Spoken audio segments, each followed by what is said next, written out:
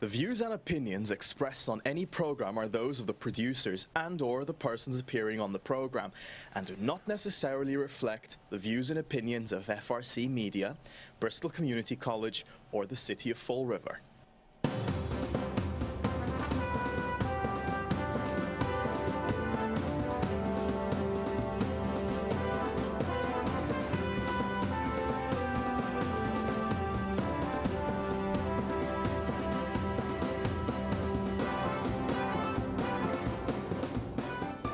Well, hello. Welcome to Spindle City Straight Talk. I'm Chip. And I'm CJ. And welcome to the next episode of the FBI.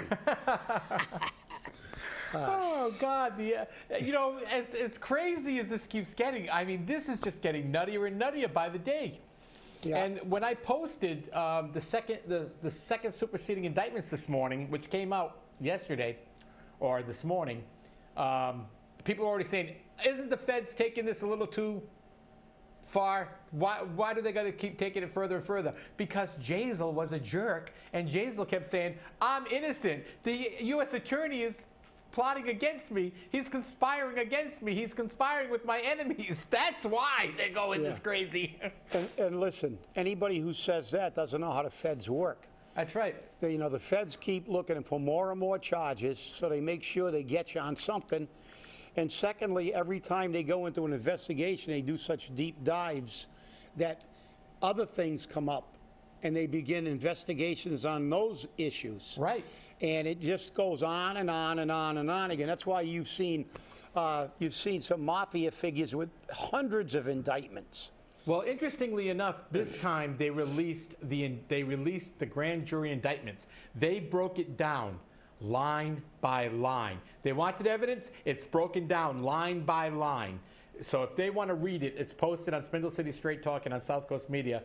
I've also posted it Grew Up in Fall River in the Fall River Marsh Pit on Facebook. But this time there's no way they can fight it and say this was all conspiracy. Well, you know, they can, but obviously the straws that they're grasping at, they're down to about a half a straw. Exactly. Because the fact is, one of the articles we have here today is Hildegard Camara, third to plead guilty as a co-conspirator. So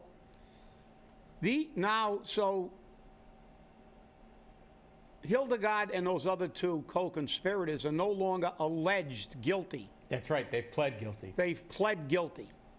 So I don't know what straw that is, but to now believe that the stooges weren't working for the boss and they're making this up just because now all of a sudden they're criminals and they don't like them, but they were criminal friends of his, right? Associates of his.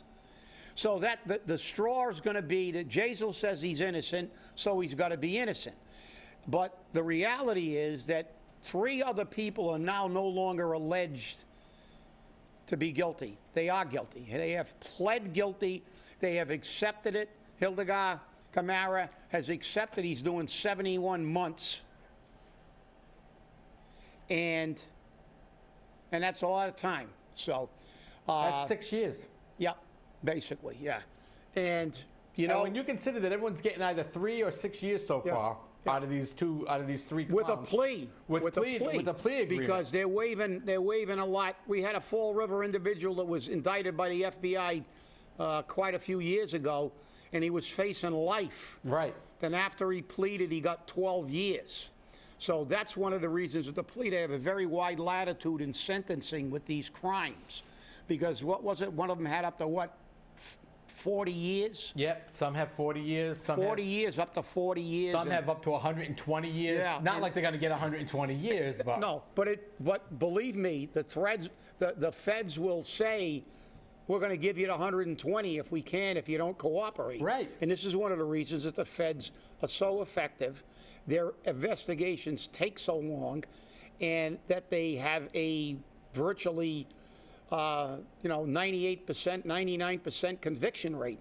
And look, they were grasping at a lot of straws, plural.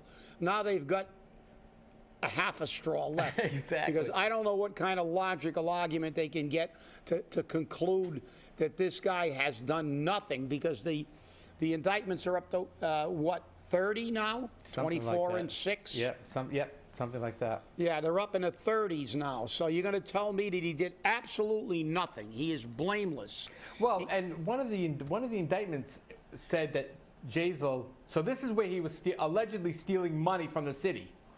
He approved or issued a permit for water on Kilburn Street. There was 3 things he did for Kilburn Street. Now, that whole Kilburn Street project was from Alan Sylvia and Jasiel Correira. So is Alan putting himself aside from that? Is he keeping himself out of this? I mean, I have a question about that. Well, because again, they're so tightly intertwined, you have to wonder. Yeah, and people would wonder, but I would hope that Alan, being a former police officer, number one, I always questioned why he was so cozy, because of the fact that it was pretty apparent to anybody with a modicum of intelligence that this kid was not, he was a little shady. He was pulling a lot of deals. And with the marijuana letters, it was pretty damn obvious. Right.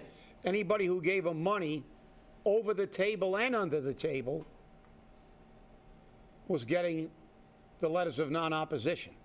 So for a former police officer to, you know, and he can, I'm sure he'll say, well, it was because I really wanted that project in the south.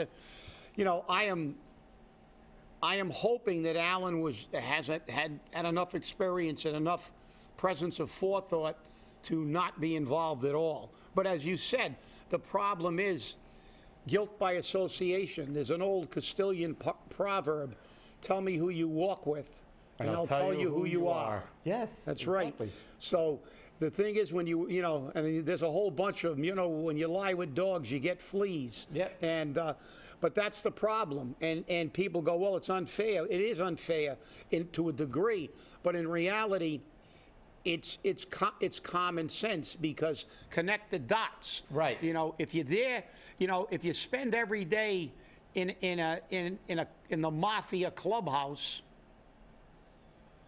people are going to assume that you're not on the up and up. Right. I mean, it's just, you know, that's just human nature.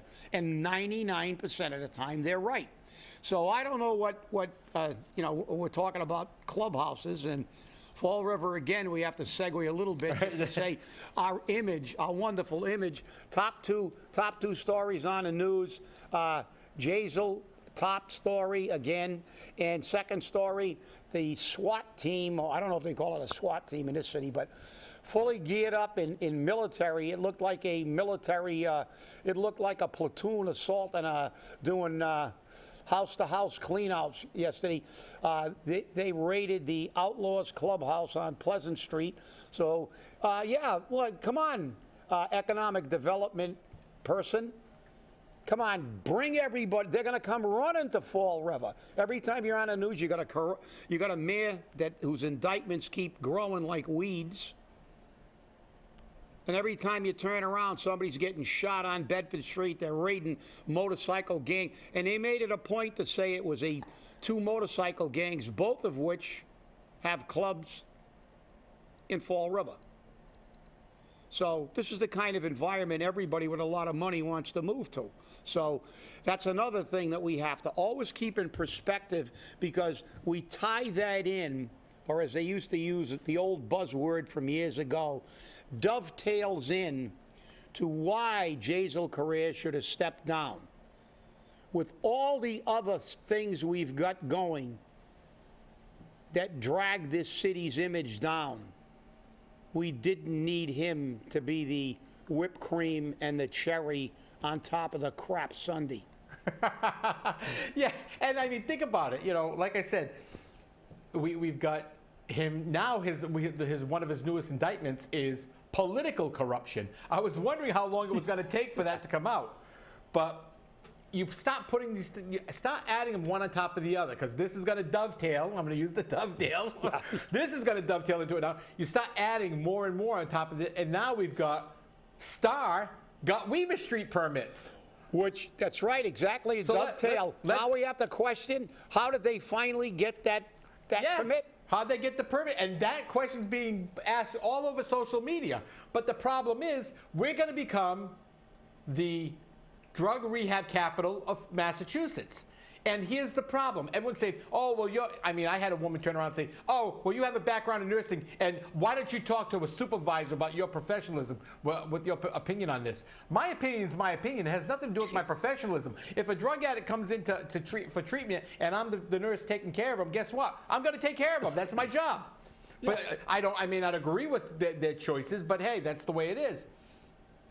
But this is what Fall River is. We are crime, corruption, drugs, drug rehab. When's the good going to stop? When? No, yeah, and as you said, this all gets back to everything that happens. Now, not only do you have to question how they got the permit and whose palm got greased with all this that Jasiel put into the equation, now we have to question the zoning board. Right. And the appointees from who? From the mayor. From the mayor. Why did they now give this permit out? So it casts that cloud and that net over everyone. Every city appointee, everybody on every board, their actions have to be questioned, especially when they begin to do things like this. And I know there are considerations about what the zoning board classified the area as, which again showed that the zoning board really didn't know what the hell they were doing in the first place. They don't know what they're doing. When you look at it in depth, and I know you did, yeah. And you examined it, and it was on Facebook for people, and the reality is that, look, they got the permit, but then we have to go another, because inquiring minds always want to know. So the next step is, did the zoning board change that zoning classification intentionally because somebody told them to do that, who got their palm greased? And these are the kind of things, oh, you're a conspiracy theorist. Listen, how can you not be a conspiracy theorist in this city with a mayor who's charged with conspiracy? So, I mean, everything he's done, which is, again, why he should have stepped down when the first charges were levied, because you knew more were coming. And more is still out there. We all know that they are investigating housing authority things and the gambling machines. So what are you going to do? Well, what's interesting is we received a letter that was sent to Yep. Glenn Hathaway, who I guess they listed him as the commissioner, on the opposition to the 75 Weaver Street Lot T310 building permit, which is STAR. And this is very detailed. This is from a citizen. This isn't from a lawyer. This is from a citizen. And he quotes chapter and verse of law. Fire codes, Building codes. Yeah. Everything. Everything. No, very real. I'm sure somebody helped him, but I'm sure there are a lot of people in the North End that know buildings and as you said, they're even citing cases. Right. Regis College versus Town of Weston, which is a very exclusive town. Whole bunch of sites here, legal precedents. So I guess they automatically win, right? Because isn't that what the city said? We got a case. Yeah. Even though it didn't apply when Steve Camaro's quoting the case. Right. But Boston did not have any charter provision for the city council to remove the councilor. Exactly. Or there was nothing in the city to give them the right to do that, which makes it a different case, which we went into. But look, this is a very well done letter, and I know he's written some before. He does a real good job. And I'll be publishing that letter on Facebook. I won't publish the supporting documents, but I'll publish the letter on Facebook. Many of those supporting documents you get on your own. A few you can't. But it will be posted on Facebook, on Spindle City Straight Talk, and on South Coast Media if you want to read them. And yeah, you're right. And look, as you said, CJ, we're not building this pyramid.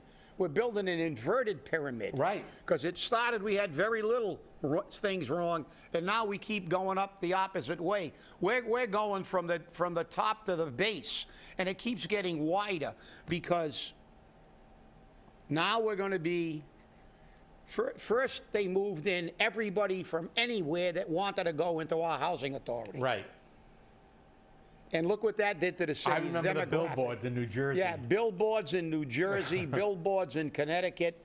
And when I drove out to the Midwest, I was looking for some, but I guess I was driving so fast. You just flew by them. I just flew by them. But we saw the dramatic effect that had Right. on our community, the demographics in our community. Most of the arrests you see are names that you know didn't grow up in Fall River. Right. They came from somewhere else.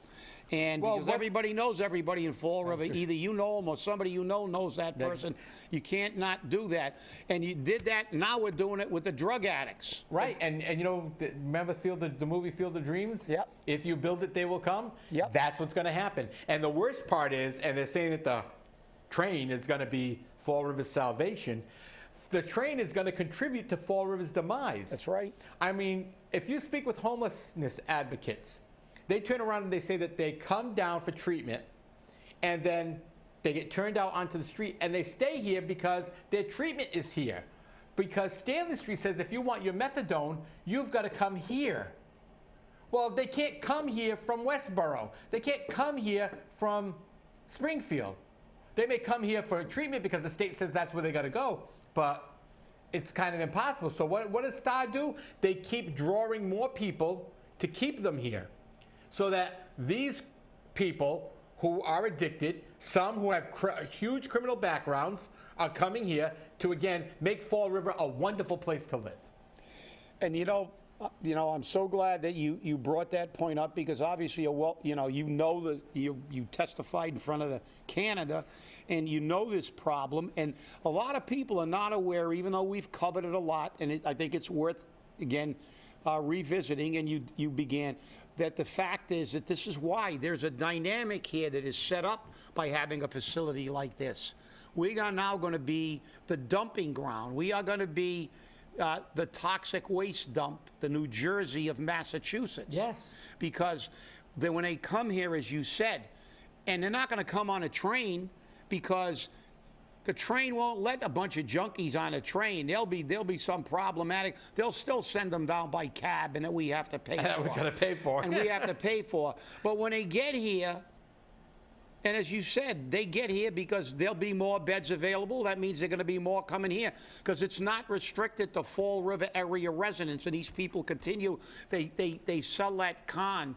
It's not restricted to Fall River people. That's right. They're coming in from all over the state.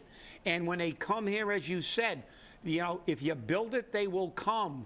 But the problem is, if you build it, they won't leave. And because they can't get their methadone. Right. And of course, this is a drug-rich environment.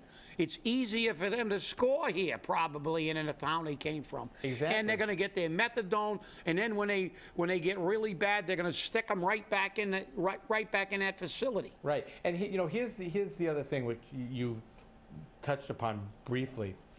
You're bringing these people in.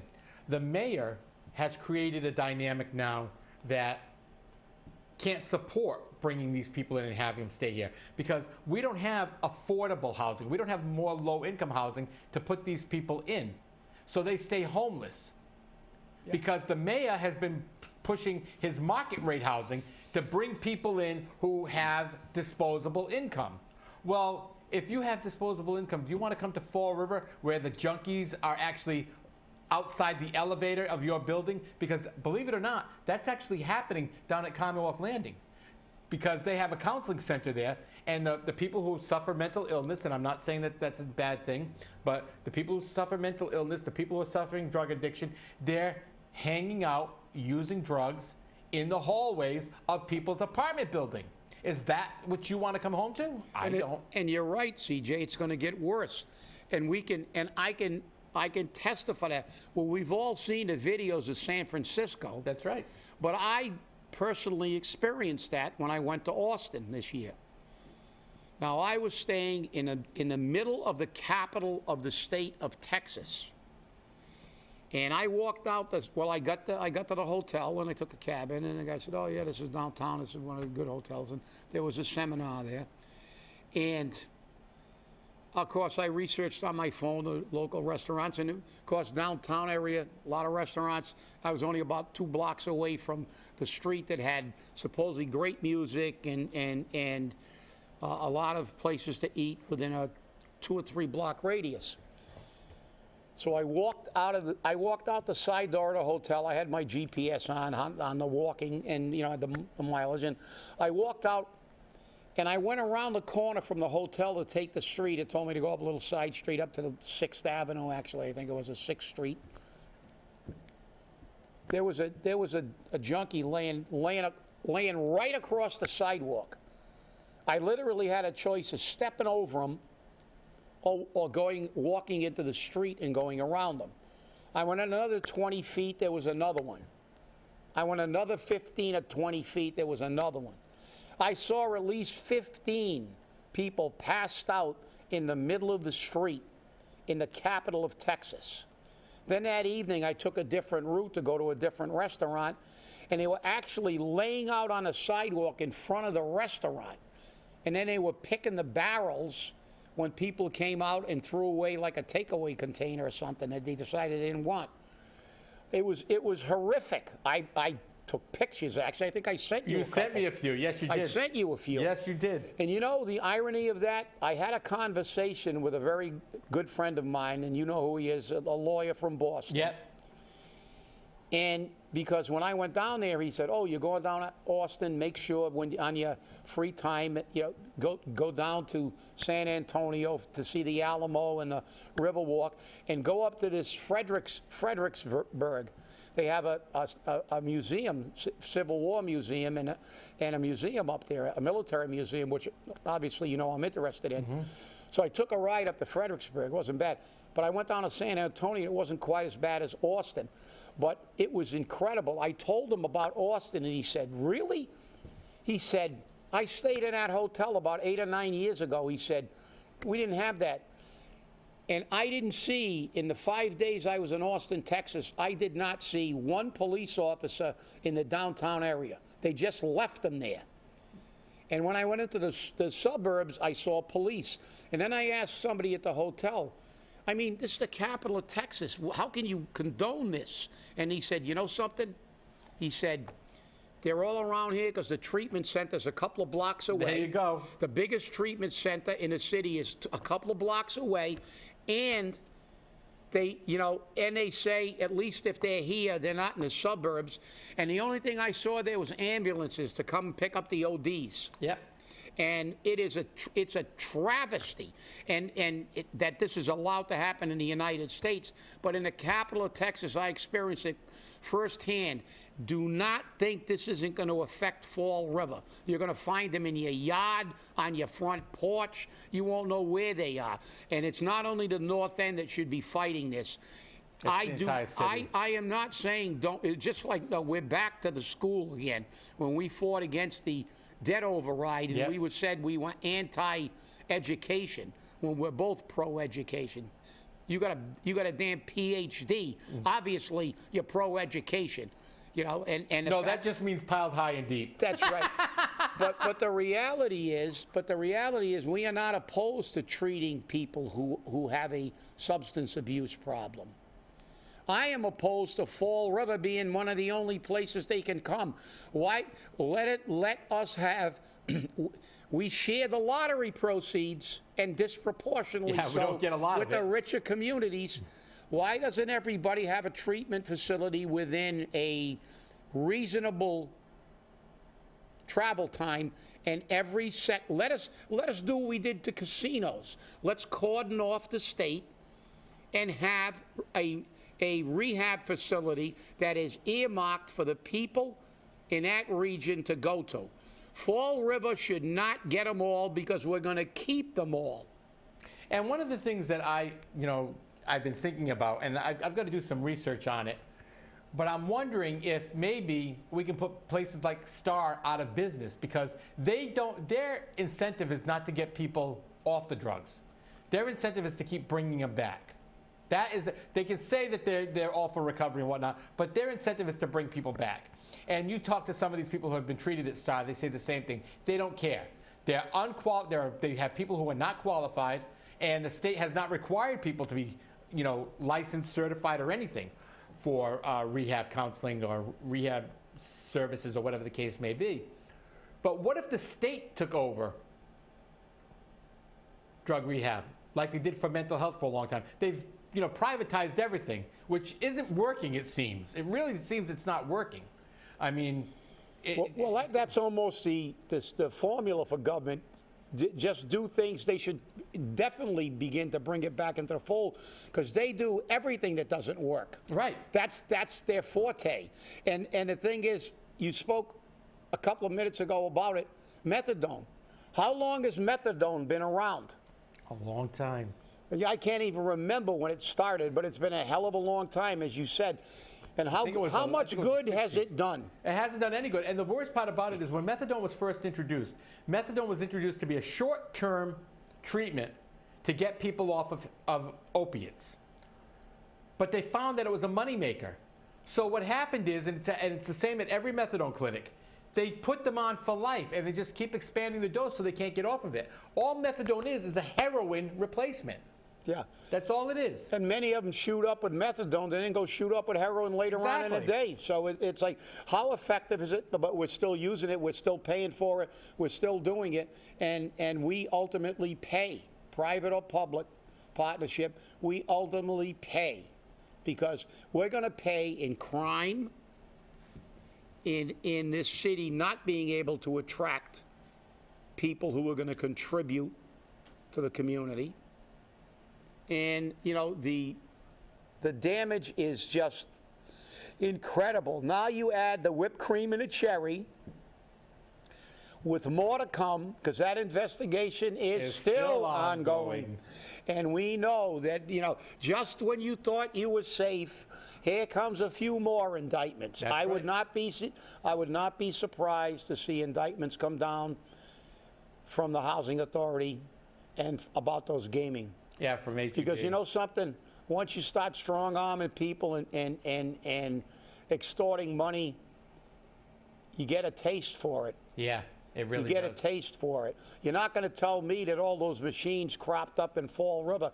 And a few of those people, when it said, oh, I'm all set. I paid for these machines. I paid for the license or something like that. It's right here on the wall. I'm allowed to have this machine. Yep. So, as you said, we get back to the bottom line. The mayor has created another negative. Should have stepped down, should have walked away, but he just, a little humility and a little humbleness goes a long way.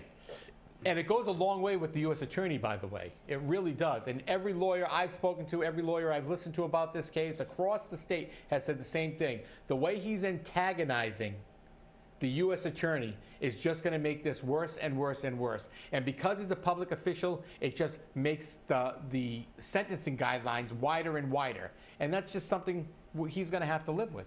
He's going to. That's right. And just remember one thing, Zombies. Everybody in prison and on death row, about 99% of them, what's the first thing they say? I'm innocent. And then they say, I was screwed by my attorney. I was screwed by my attorney. I was framed. But then again, maybe because, it seems as though he doesn't grasp the gravity of the situation, because, listen, Hildegard made a deal. He's looking at 6 years. If he didn't make a deal, he would have been looking at 10 to 15. Right. Or maybe more. Right. And that's what the feds are best at. They're best at they're going to put you in jail, and if you're willing to accept a little jail time and give them what they want, keep your mouth shut, well, you might do as good as you could possibly do. You know that old Rolling Stones song, one of the lines, you can't always get what you want, but if you try real hard, you can get what you need. And if what you need is a shorter sentence, I advise you to cooperate. Yep. And just for those people out there who are looking for work or maybe looking for some seasonal work, Amazon is hiring for delivery drivers. Amazon is going to be doing their own delivery in the Providence area. So if you're looking, you can contact Mass Hire and see if you can apply and meet the requirements. Have a great weekend, and we'll see you on Monday. Yes, for another episode as the stomach turns.